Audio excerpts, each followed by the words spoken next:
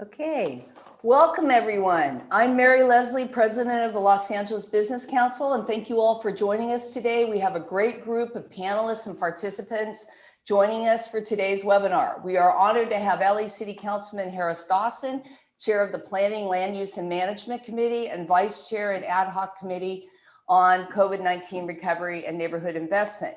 Joining him on the panel will be Victor Parker, SBA Deputy Associate Director, Office of Field Operations, and Lily Roca, CEO and Executive Director of the Latino Restaurant Association.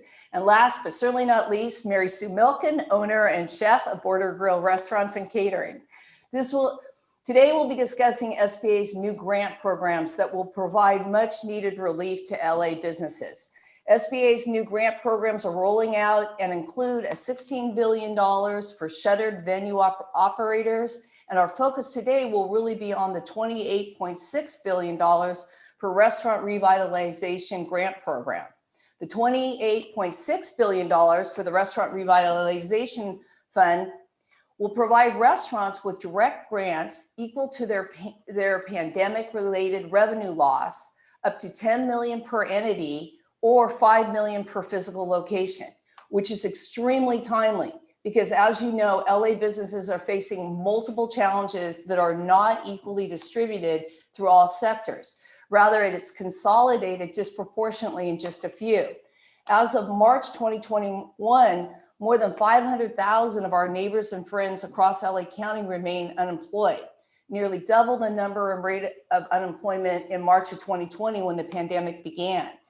And our still unemployed neighbors are disproportionately young adults, women, Black or Latinx, and they have been throughout the entire course of the pandemic. The vast majority held relatively low-paying jobs in our service sectors, most impacted by the pandemic, and therefore the least able financially to withstand the effects of such a prolonged loss of income. According to the trackrecovery.org, a joint effort by Harvard and Brown universities, the number of California leisure and hospitality small businesses open and operating declined by 48.2% between January of 2020 and March 3rd of 2021. The LA EDC summarizes the impacts in their reports. Sectors of our LA County economy that continue to be the most severely impacted include leisure and hospitality, down 146,200 jobs. Motion picture and sound recording down 48,400. Professional and business services down 42,000. Retail trade down 26,000. And wholesale trade down 16,000. While we expect many of these jobs to return as operating restrictions on their employers continue to be lifted in the months ahead, most economists project that many of these jobs will not return due to the changing nature of consumer and business behavior because of the pandemic. Full employment is not expected to be recovered in LA County until at least 2023 or 2024. So it is now my pleasure to introduce our panelists, as I said before, because we have 4 champions of small businesses here today to discuss some of the exciting new grant programs being rolled out by SBA, as well as programs offered by the city.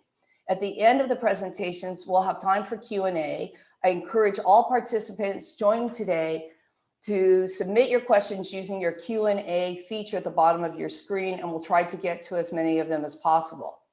So, in the early days of the mayor's safe at-home order, Councilman Harris Dawson launched an emergency meal program to provide free healthy meals to homebound seniors during the COVID-19 pandemic. The emergency meal program engaged restaurants in South LA, providing the cash flow for each business to keep their doors open and pay their staff while serving the community during the pandemic. By June of 2020, 32 businesses had joined the program, delivering over 22,000 seniors more than 56,000 meals. Born and raised in South LA, Councilman Harris Dawson graduated from Morehouse College with a bachelor's degree in poli-sci and mathematics. In 1955, Harris Dawson joined Community Coalition under then founder and current Congresswoman Karen Bass, serving as her leadership successor when she ran for the California Assembly. He was elected to the LA City Council in 2015 and has been a force for action in the most important issues facing the city and a true leader during the pandemic. Joining him today is Victor Parker, Deputy Associate Director, Office of Field Operation at the Small Business Administration. Many of you may have known him as the District Director in Glendale for Region 9. Victor has served on our LABC Institute Leadership Council for the last several years, which we truly appreciate, and has helped develop a small business initiative, which is responsible for encouraging the city to invest in an overhaul of the LA City procurement system and create a regional platform for small business suppliers that will have both public and private contract opportunities. Prior to joining the SBA, Victor worked in various capacities as a small business manager and corporate executive for nearly 20 years. He's a graduate of UC Berkeley and has a JD from Pepperdine. Also joining us today is Lily Roca. Lily is CEO and Executive Director of the Latino Restaurant Association. The association is the leading nonprofit organization dedicated to serving the Latino restaurant community through technical assistance, strategic planning, advocacy, economic development, and business education. Building on a successful career in trade show and conference management, Lily founded the Savor Latino Food Industry Trade Show in 2013. Today, a recognized brand in the Latino food industry and the premier business platform for Latin business professional. Lily is the immediate past president of Latino Food Industry Association and serves on its board. Savor Latino is based in LA with locations in Florida, New York, and Texas. And finally, Mary Sue Malcolm, chef, restaurateur, author, radio and TV personality, and LA leader. A graduate of Chicago's Washburn Culinary and Hospitality Institute, Mary Sue has authored 5 cookbooks, co-starred in Food Network's 2 Hot Tamales, and successfully competed on Bravo's Top Chef Masters, which was a terrific thing to watch. Mary Sue is passionate about food policy and works with various nonprofits around the world to bring her expertise to help shape sustainable food systems. She is a leading voice with the Independent Restaurant Association, both locally and nationally, and helped to organize meals for Room Key and Home Key during the pandemic. And as my understanding, she is still doing that now.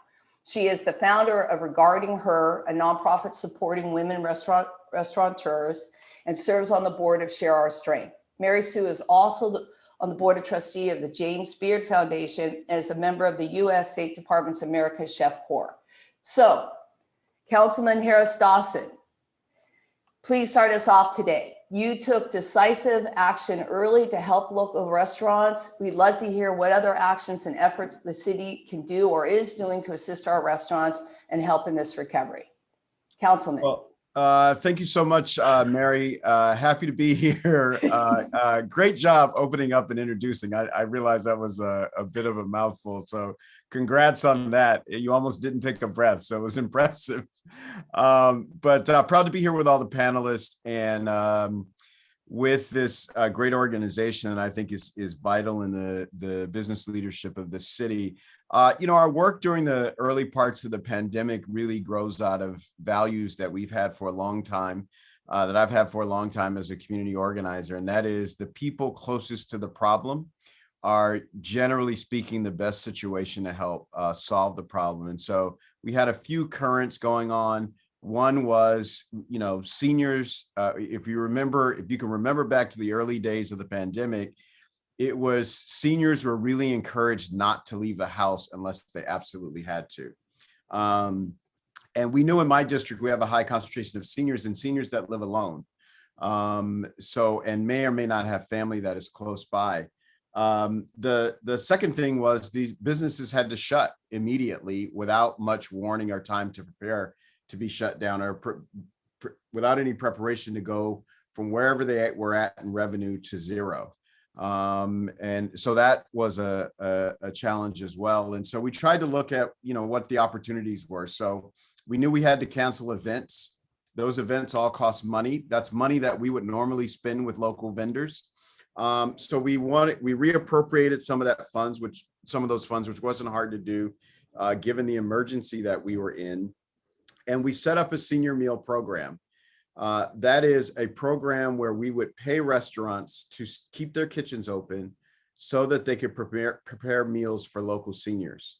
We also wanted to create a situation where those meals were hand delivered, either by someone who worked at the restaurant or a driver who lived in the neighborhood, and the Lyft organization or business came in and helped us and said they would hire drivers from our neighborhoods to deliver to deliver the meals from the restaurants to our seniors. That gives us a few things, and I'll talk about the business aspect of it last. First, what it does is it involves people in solving the problem. So during the pandemic, one of the tough things was everybody told you to be still, and there wasn't really much you could do. Well, this gave folks something to do and a way to get involved and a way to help their neighbors. Then on the business aspect or the personal aspect, we had residents looking in on seniors every day. So when they delivered that meal, they'd ring the doorbell and make sure, the resident came to the door, or at least showed some signal, some proof of life that they were doing okay, which again was also important. We dreaded the idea that seniors would be in their house sick or, in bad shape, and nobody would necessarily see that was happening. On the business front, a few things were important. First of all, getting revenue to the restaurants, right? So getting hard cold cash to the restaurants in a way that bound them to keep their employees and keep their operation going. So paying their workers wherever they bought food from Smart and Final, or if they went to, Restaurant Depot or any of these places, they keep using those places. Thirdly, what we wanted to do is create visibility for the restaurant. So a lot of seniors, especially folks who've lived in the neighborhood for generations, they have the restaurant that they use, they have the supermarket that they use, and there may be a whole new generation of restaurants that open up and are quite good, but those folks would never know about them. So this program really introduced those restaurants to their neighbors effectively. And I can't tell you how many seniors said, I had no idea this restaurant was there. I'm definitely going to use it once this quarantine is over. And it's going to become a part of how I do business. And so people use them for family events. They order from them even when we're not serving them. So we thought it was a win on all sides. Many of our restaurants told us they would have closed if they did not have the council district and the city as a customer.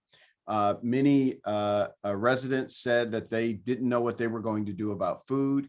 Many employees were very clear that they wouldn't have been working were it not for this program. A lot of our restaurants were able to transition so that when the city opened up a similar program, and the state opened up a similar program, and the county opened up a similar program, they really used ours as a model. And a lot of the restaurants that participated in our program got to go on and participate in others. The last thing I'll say, and Mary, I'm really, really big on this.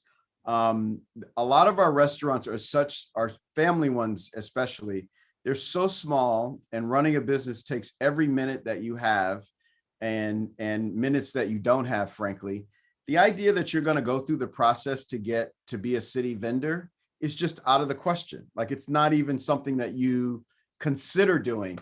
And this gave us an opportunity to make all those restaurants permanent city vendors. So in the future, we'll be able to use them for lots of other things, and they won't have to jump through the administrative and bureaucratic hoops that most businesses make the calculation. It's just not worth the business to do that process. So that's from our point of view, that's like giving them capital, right? So it says, you're now in this door, and if you can decide whether or not you want to compete for this business or not, but you don't have as a barrier that you haven't gone through this process. And it lets, again, once you can do business with the city, it's much easier to do business with the county, easier to do business with the state, easier to do business with the school district, the community college district, the state university, the water district, all of that. And so it just opens up a whole range of business for our small businesses that they wouldn't have had otherwise. And so we're very excited about the model. We continue to push it going forward.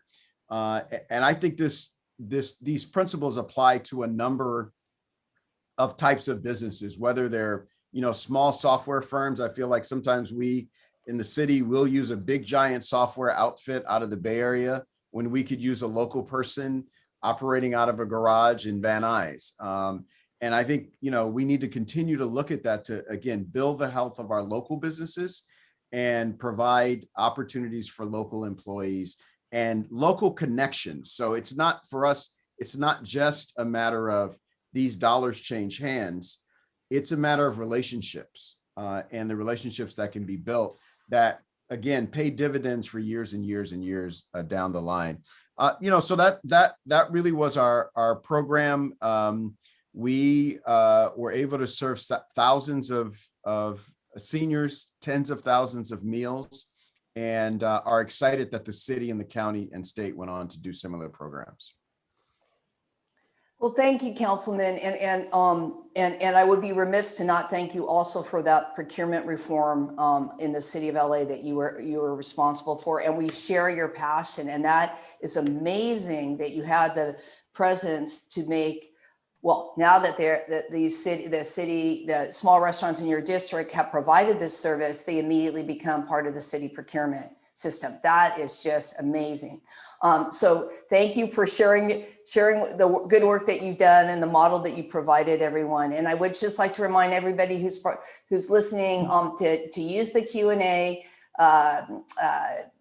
box at the bottom of your screen if you have questions at the end, because we will try to get to your questions. But now I'd like to ask Victor Parker, who is going to provide us with a lot of insights about the new SBA grant program being rolled out, and share with us what that program will look like, who stands to benefit, and when it will begin. Victor.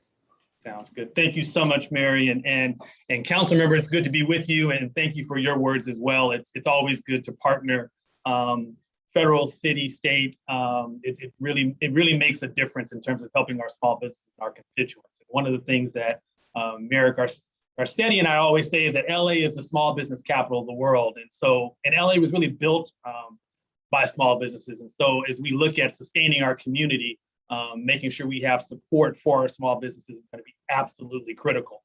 And that's how we're going to build back better, is making sure that small businesses have the support to recover and rebuild. And so last month, the American Rescue Plan, which is a $1.9 trillion relief package, was signed by President Biden.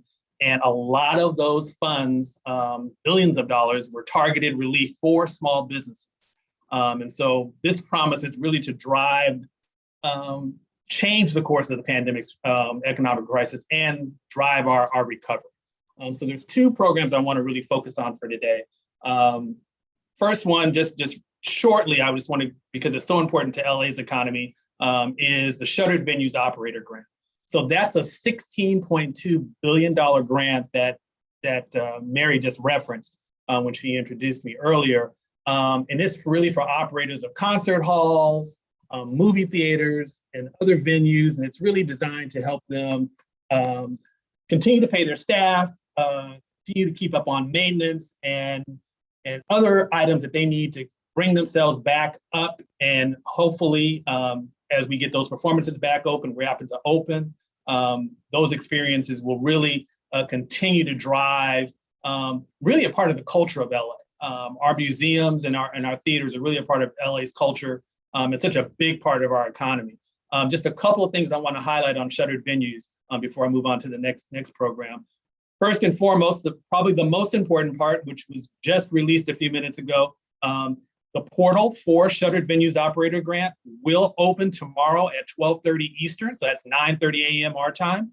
And it's really a program designed to hit our hardest hit small business venues. So whether they are nonprofits, other small businesses, eligible entities will be able to qualify for up to 45% of their gross earned revenue. So again, you've got $16 billion, a big pot of money. The maximum amount is $10 million per each grant. So that's going to be kind of your ceiling. But the good news is that $2 billion of that has been reserved for applicants with up to 50 full-time employees. So again, the focus is making sure that we hit the smallest of the small independent venues. We have so many playhouses in the Hollywood area, in Los Angeles, Pasadena, our entire region. And so this is going to be extremely important for LA's economy and for us building back much better. Our website has a lot of great information on it. And I encourage you to take a look at our website. It's www.sba.gov/SVO grant. So that is where you'll have a lot of the additional supplemental information. So it'll cover everything such as our frequently asked questions. There's an application checklist. We recognize that many of these independent venues have not dealt with the federal government before. They're not familiar with our processes. So we want to make it as streamlined as possible, but provide you with as many tools as possible. There's also a user guide to help you through the process. And at the bottom, if you go scroll all the way down, when you get to that website page, you'll also see videos. And there's a video to kind of walk you through that entire process. So when you talk about who's eligible, it's for live venue operators, theatrical producers, live performing arts organizations, our museums, motion picture operators and owners, as well as talent representatives. So I encourage you, if you are in that space, certainly take a look at that program, go to our website and get your application and get things ready to go. Again, we'll be launching, we had a glitch earlier on, but we'll be launching again tomorrow on Saturday at 9:30 a.m. And we've just really noticed how huge of an impact this will be for, again, for the LA area. Recently, I was looking at a LA Weekly article where they indicated that for every dollar spent on a concert ticket, another $12 is spent on local businesses such as our bars and restaurants, which brings me to our other new program, which is a $28.6 billion restaurant revitalization fund, which is the biggest earmark from the actual bill. And it's going to provide immediate relief in the form of grants. These are going to be award money, so these are not loans. So unlike many of the other programs that SBA has offered throughout the pandemic, these are grants. You will not have to pay these funds back. You will not work with the lenders as you've done with perhaps a Paycheck Protection Program if you participated. These are programs that are going to be funded. These grant funds will be funded directly through SBA. And so these are for restaurants, other food and beverage service businesses. So the program allocates a minimum of $1,000 for the grant. So you will at least be able to receive $1,000 with the maximum, as Mary indicated earlier, of $5 million per location, but $10 million total for an entire entity. So depending on how you're structured. The restaurant industry here in California, as you all know, and particularly here in Los Angeles and across the nation, is such a big driver of our community. I mean, so many of our restaurants really serve as pillars of our community. And they were among the first to close, as the council member just said, across the nation. And many are still operating under their occupancy.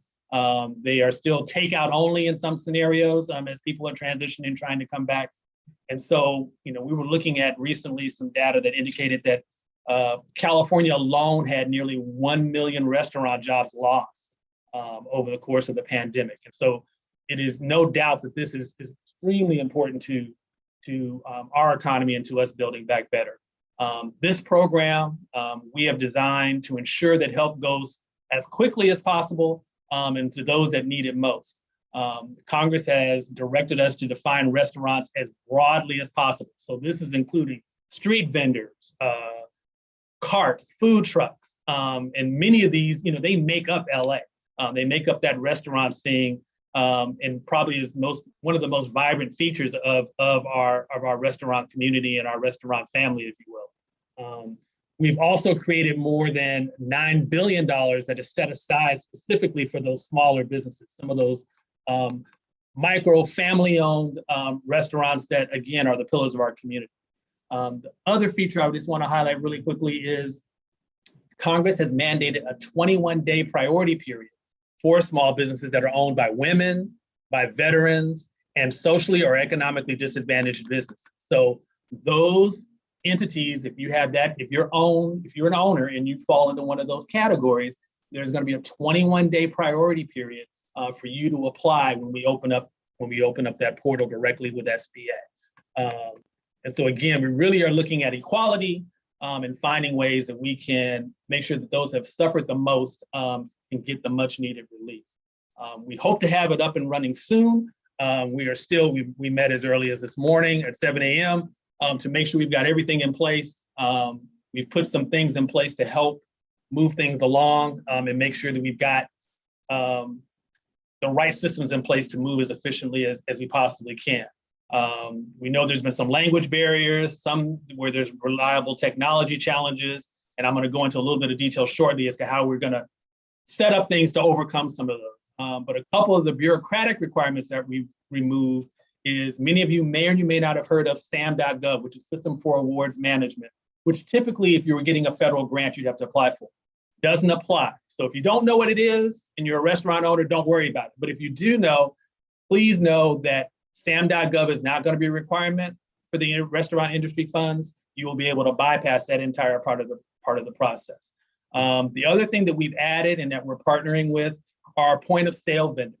Many of our restaurants have their point of sale vendors that will be able to support the restaurants in terms of providing the necessary documents and data to apply for the restaurant revitalization fund. So we are partnering with those point of sale vendors to make sure they can help facilitate and directly embed that into the application process so that so many of our restaurants will be able to seamlessly get the data they need to actually apply for that. And then last, but certainly not least, we are accepting applications in 2 languages, English and Spanish. And then we've also have translation services for additional languages, but the applications themselves will actually be in English and Spanish. And so those are just some of the highlights of how we're going to be rolling out this program, making sure it's available to all of our small businesses that are in that restaurant and food industry. A couple things I did want to kind of punctuate before we hear from our other speakers that I think is going to be really important is, again, the broad list of what we're saying when we say restaurants. So again, it's food trucks, it's the food carts, it's our caterers, it's bars, coffee shops, ice cream shops, you name it. All of those are going to be eligible restaurants that will be that will have access to the funds. I already kind of went over the minimum threshold in terms of $1,000, but up to $5 million. The other thing is, doesn't matter how you're structured.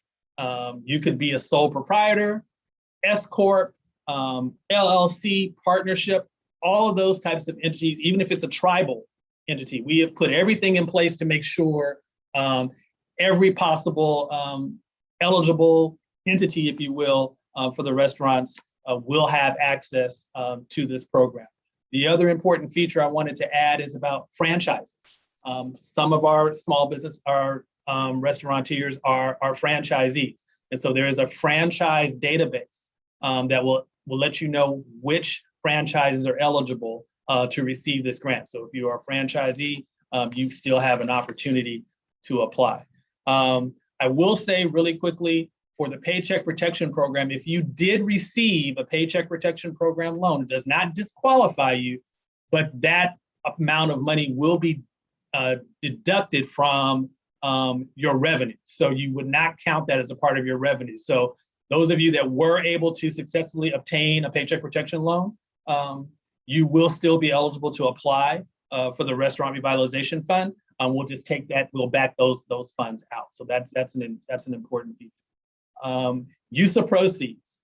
One of the things I did want to highlight is there's 3 kind of big buckets, if you will, for the use of proceeds. So you can use these grant funds for either business expenses, construction expenses, or business debt. So your business expenses could be anything from payroll, utilities, maintenance, construction expenses. So many of our businesses here took advantage of the fact we've got, nice weather. So they, made provisions to dine outside, whether they leverage their parking lots and sidewalks, et cetera. So construction costs associated with that and maintaining that, you can certainly use these funds for that. And then it also can be used to pay off debt. Many of us, ran up debt with suppliers, et cetera, during this pandemic timeframe. So there's a broad range of use of funds for these restaurants. Last and certainly not least, how do we calculate, right? So without getting into the weeds, we've set it up so that there's 3 different formulas, and it's very clearly defined. But what we tried to do is navigate the fact that we realized what your revenue was in 2020 was completely different, right? Because in most cases, you either converted to complete takeout. There were periods of time where you were closed completely. So that doesn't really give us an accurate picture of what your revenue would look like, if you were operating in a full scenario. So we have put in provisions in place depending on how long you've been in business. Some folks, coincidentally, opened up just before the pandemic hit. Nobody knew that was coming. And so we realized that you may only have 2020 revenues to navigate. So we've set up 3 different tiers to help streamline that process and make sure that everyone is getting a fair share and able to provide a much more accurate picture of their finances and their revenue. And so we can really see who needs the most help and get that help to them as quickly as possible. So I am going to pause there and allow some of the other panelists to speak, but I'll certainly be looking forward to hearing my other co-panelists as well as answering any questions. Thank you. Thank you, Victor. And I'm thinking that when after Mary Sue and Lily speak, that we'll let the panel ask you questions first. That's good. Because I'm sure after all that, they have questions for you for sure. Okay. All right. So now I want to turn to Lily Roca and hear about the situation in the Latino restaurant community. And we know, of course, that they have been severely impacted by COVID pandemic and the shutdowns. And also, we discussed earlier, access to PPP wasn't as easy for every community. And we'd like you to tell us more about what's being done and how these new programs might help you. Great. Help your members. So much. Thank you very much. I'm very happy to be here and very glad to hear about all of the information that Victor has put out there. We are really, really excited. As Mary, you just said, a lot of the funds had not been disseminated in our community appropriately, and that's one of the things that we do at the Latino Restaurant Association. So I'm just going to give you a little bit of background on who we are, because yesterday was like I was a little surprised at one of the politicians from San Diego who had no idea about us, and we've been around for a while. So I have been in the food and beverage industry since 2010, and I do come from the trade show industry, but managing trade shows. I was asked to be on the board of directors for the Latino Food Industry Association, which I do. I remain on their board to this day. And a few of us restaurant people founded the Latino Restaurant Association in 2018. And we, our goals were to provide advocacy, resources, valuable resources for our members, offer a sense of community for our Latino restaurant members, and of course, a variety of savings. That was what we initially had started to do pre-COVID. And then the pre-pandemic needs for our Latino restaurants, a lot of what Victor has addressed, we needed, better training, labor recruitment, help with sales and marketing, legal advocacy, financial training, and also training on customer service. So those were the things that we were set to do. And then COVID hit, of course. Now, we all know how that has gone for restaurants. Just in general in the US, 110,000 restaurants were closed. That was about 3 million jobs that were either permanent or long-term jobs that were lost, and then 2.5 million of those jobs just aren't coming back. The expected revenue for 2020 in the restaurant industry was nearly 900 billion, and it fell to $240 billion in 2020. So we saw up to an 80% drop in sales for individual restaurants. That was in the restaurant community. For Latinos, it was even worse. So we Latinos make up approximately 64% of all the labor in restaurants in general, and then 24% of our restaurants in Los Angeles were permanently closed. So, and then overall in the United States, it was about 18%. So what we're doing right now is a lot of what Victor just put out there, trying to help our restaurants get back on track with a lot, those who survived, they need financial help. They need help in sales and marketing with labor. Right now, we have a national labor shortage in the restaurant industry. And so we're advocating and working with our government to see if, because we see that a lot of folks are receiving the EDD. So they're, that's one of the main reasons that people aren't coming back, is because they're receiving either the same amount or more amount on unemployment than working. And so right now we're trying to see if there's some kind of hybrid situation where people can still receive the rest of their EDD and then come back and not be penalized for working. So because we need people to come back, that's a national problem that we're seeing all over the place. So we're also, the LRA is also right now working with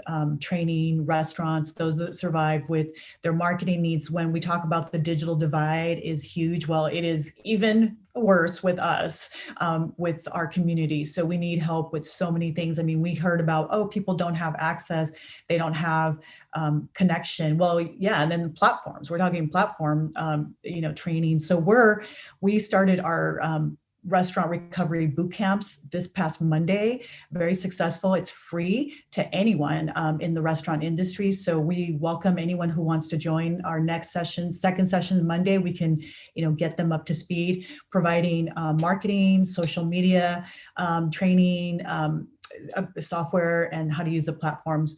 We're also, of course, out there advocating for some of the things that Victor said as well. Like, we want alfresco dining to stay, liquor to go, and all of these legal, or all of the great things that did come about with regard to better sales for restaurants. We want to keep those. So that's another, those are some of the other things that we do. As far as the grants, yes, we have a team, we have staff prepared to help restaurants, Latino restaurants, Spanish-speaking restaurant owners navigate through all this. So we are going to be working with Victor's office, other organizations in LA to help our restaurant owners, Latino, Spanish speaking. We will help anyone, really. So we're not excluding anyone. It's not just Latino restaurants. We're here to help. We are a nonprofit. Again, we're all restaurant people. I think sometimes, like I said, I was really surprised that one of our colleagues from San Diego had said that they had never heard of us. Well, again, that's part of the problem, is that we don't have a lot of representation. That's why we exist, because of the fact that we do get overlooked a lot. And there's a lot of us. We have 800 members that are Latino Restaurant Association members, and sometimes people are surprised. And yeah, and it's like, I've been in the industry for a long time too, however, without representation. And now it's time for us to be represented, and I'm here to hopefully help be that voice for our Latino restaurants. So thank you very much, and I'm also happy to answer questions after during the Q&A session. Thank you, Lily. That was terrific.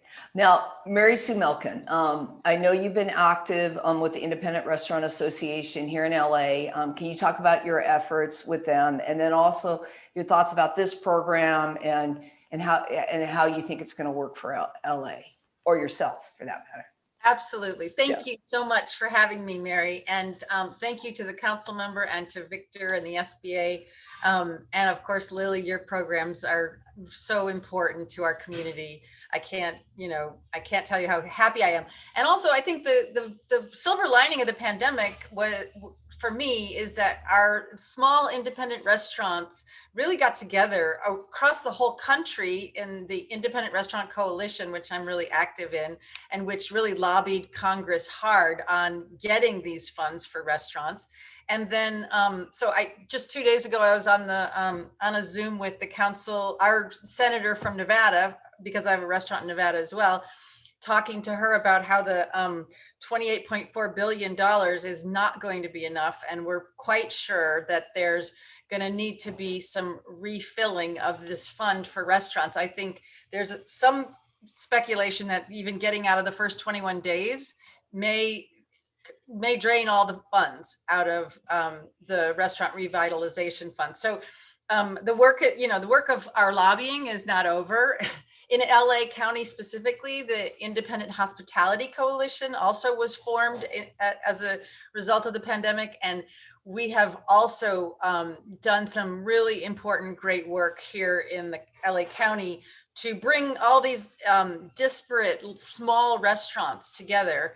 And there's lots of, similarly to Lily's programs at the Latino Restaurant Association, there's lots of help on the websites, as well as, all kinds of tools that'll help smaller restaurants get through these processes. And I can't tell you how happy I am, Victor, about the sam.gov, because at first we thought we had to do that. And, I've been around 40 years in the restaurant business, and I've been, computer savvy all that time. And I was trying to get my 4 businesses signed up on sam.gov. I was unsuccessful. So, and also trying to get my business certified as women owned, even though it's been women owned for 40 years. There are some programs that the government, may not realize how difficult it is for small business owners to try to navigate those hurdles, because, and I really applaud that we're seeing that and actually accommodating the small businesses where they are, because I think the small businesses are the little fabric that, knits our communities together and makes us a vibrant, glowing, exciting city. And so we really do need to take care of them. And I also just wanted to mention, the regarding her is a small nonprofit that 8 other women restaurant owners and I founded in response to the pandemic. And it's also LA County, and it's all women-owned restaurants that are uplifted together. And we've done a couple of incredible events. We've actually been able to raise $300,000 in, 3 or 4 months from, different corporate sponsors. And we're going to be giving out some grants. And we're also a real resource for networking and communicating. And we're specifically focused on the smallest women-owned restaurants in the county, and really about mentorship and helping each other. So that's another silver lining for me that's been so great. Also, the contracts for Project Room Key and Project Home Key, I am so thankful for those, and the Great Plates Delivered that was inspired, I think, by the council members, brilliant early action during this tough time. Those have all really helped my businesses in incredible ways. And it's also given me some, I've been in business 40 years, but I've never diversified my income streams. It's always been open the doors, customers come in, and some order fish and some order chicken. And, you kind of work the whole financial model around that. Well, having contract meal sort of as an underlying kind of income stream, where I know exactly how many people I'm serving exactly each day, and whether they're eating chicken or fish, that's a whole different model that I'm learning is really important and could be sort of life-changing for the restaurant industry. And early on in the pandemic, a friend of mine, a chef in New York, Daniel Hum, who has one of the most incredible restaurants in the world, 11 Madison. He pivoted to doing some contract meal service for the vulnerable population of New York. And I remember it was in, April or May, and he made a statement that he would never have another restaurant that didn't have both, serving the public and also, serving the vulnerable or needy in the community. And so I think, there's lots of learnings happening, and it's very exciting for me. The last point I just wanted to make was about the SBA, and the programs are great. I opened my newest restaurant on December 26th, 2019. We were open about 10 weeks before shutdown, and then a couple 3-4 months, and we've been limping along. We of course made the investment back in 2018 and 2019, a couple $1 million. Right now, the way I understand, And I don't know, Victor, if I've been talking a lot to Patrick Kelly and Julie Verratti, who are at the SBA and helping us with the IRC to figure out things. Right now, that restaurant is not going to get any funds at all based on how the calculations are. So I do have some some suggestions, some ideas that I think would really help. I have another friend who opened his restaurant 2 weeks before the end of 2019 and had huge parties booked. So when he calculates his sales, they are actually twice what he normally is going to be doing in the future. So there's some levels of kind of, that are not quite worked out yet, in my opinion. And I'm happy to talk. I'm sure there's a lot more than just me and him in this situation. So I appreciate that the SBA is working so closely with the business community and really listening. And also, I think city government, county government, the state have been incredible. I feel very proud to be a resident of Los Angeles and of California, because we've really, we've stepped up. So thank you. Okay. That was amazing. Thank you, Mary Sue. And I think, Victor, that was your first question. What happens to the new restaurants that open? What's going to happen to them? Yeah. So, and as Mary Sue obviously is very aware, she's been working with my colleagues. We have been trying to figure out how to make sure we adjust that, and that's why we came up with those 3 calculation scenarios that we talked about. But Mary Sue brings up a very good point in that even within those 3 different structures, there's probably a fairly large demographic that is going to be heavily impacted by that. So I think, there is still room, and I'll go back and talk to Patrick, because I know if you've been talking to them, I'm sure he's rolling up his sleeves trying to figure it out. We may have to come up with a 4th calculation process to make sure that we can address that other demographic of businesses as we look at either making an adjustment in terms of what we count, or whether we can leverage projections, perhaps is another way of navigating those waters, and then monitor on the back end the use of proceeds, and figuring out if there's a way to back into it that way. Because clearly there is a group of folks, like I've said, that will be impacted inadvertently, even though we did diversify those other three calculation areas.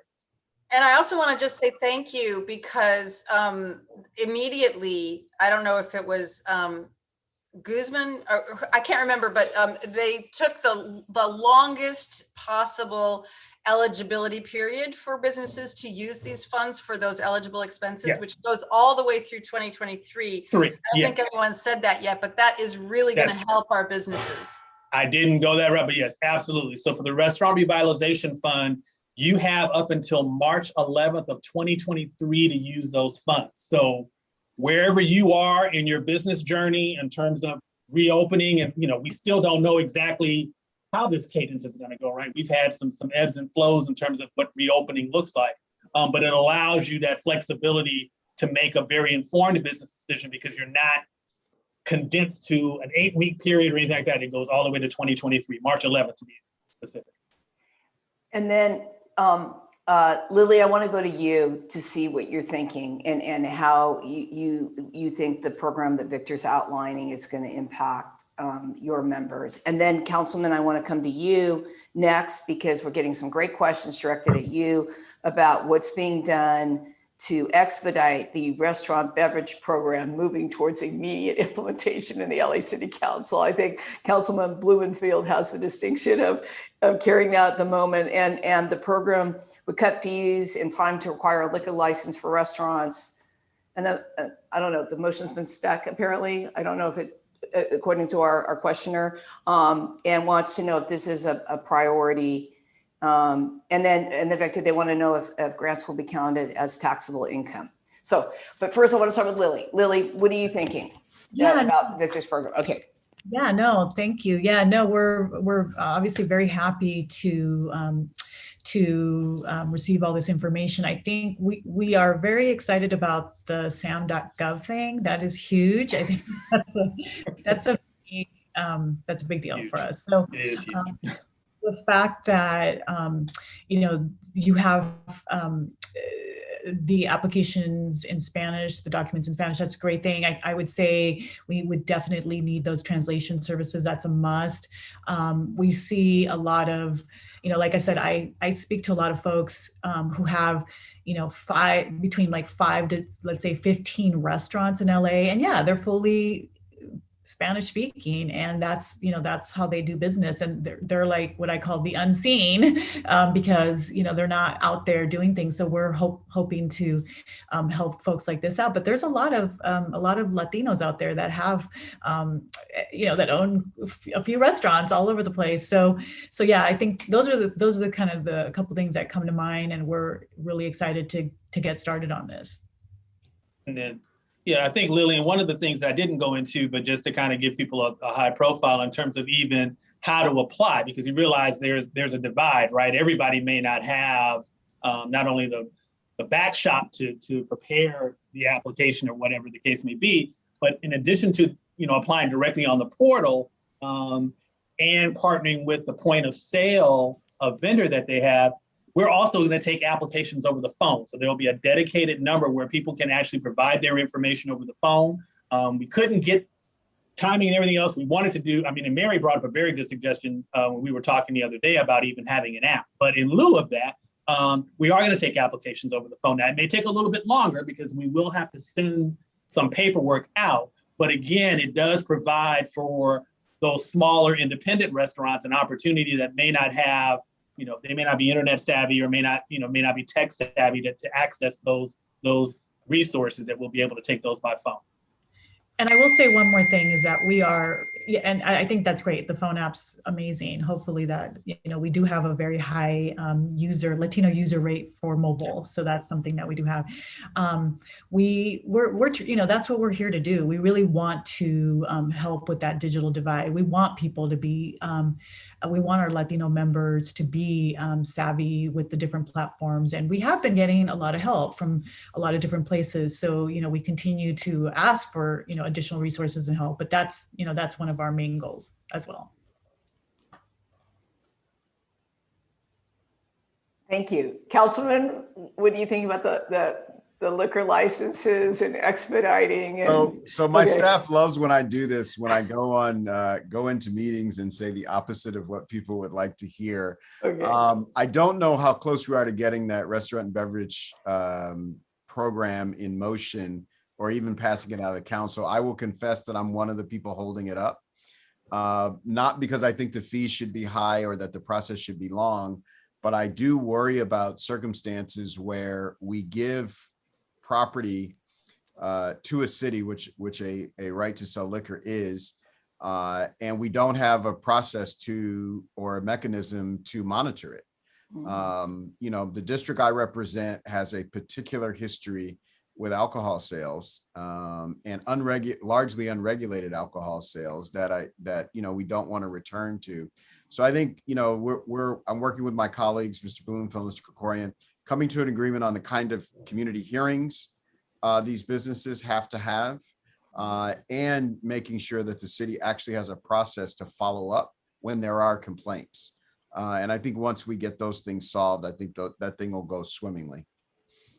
That makes sense. That makes a lot of sense. And your thoughts about the program coming out of SBA and how it might complement what the city's doing? Well, I think it's a really good set of programs. I think the city has a good set of programs. I will tell you, as a person who ran an organization that applied for government programs, the simpler we can make these application processes, the better. Because you don't want to make it cost so much to apply that, businesses decide that they're better off figuring out another way. And so to the extent that these applications can be overlapping, the way you apply for a mortgage, you apply once and, the mortgage companies can look at it and see how they can be helpful. I just really push all of our systems to work together as much as possible. The work that we had to do with restaurants just to get them to be city vendors was formidable. And frankly, we could only do it because there were a bunch of other things we weren't doing because everything was closed down. And the opposite is going to be the case as we reopen. Now they're going to have a bunch of customers coming in, and they're supposed to stop and fill out these forms. So I really want to emphasize that when we talk about both our city programs and SBA and other programs that exist. Yeah, and I'll just add to that. Thank you so much. The contract that I did for Project Room Key was 275 pages long. This is I actually 275 pages to provide someone with housing. No, and I was just providing the food, but I Right. actually didn't have my lawyer read it. I didn't read it. I just signed it because I wanted the business. Right. Yeah.